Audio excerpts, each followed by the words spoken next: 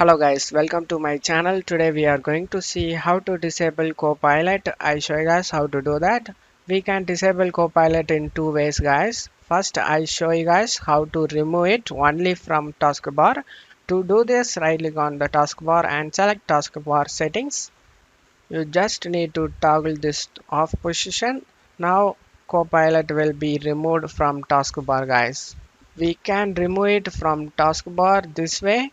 However, it is still running guys. To turn off it completely, we need to open Windows settings in this way. It is possible to turn Windows features on and off guys. To do this, you just need to go to search menu and type gp edit. Opens up edit group policy. Click on open it. Under the user configuration, you just need to expand the administrative templates and expand the Windows compounds, and you just need to search for Windows Copilot. Click on it.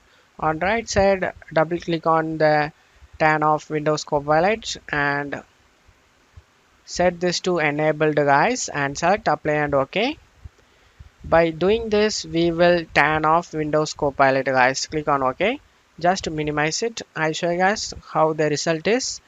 Right click on the taskbar and select taskbar settings. Now we have removed Copilot in taskbar items guys. In this list you can't able to see it guys.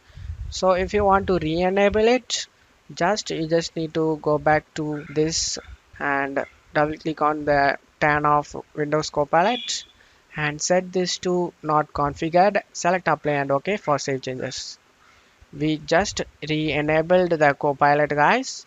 For checking it, right click on the taskbar and select taskbar settings. Now we can re-enable the Copilot guys. That's all you have to do it guys. That's it for today's video guys. Give me a like and subscribe. Thank you.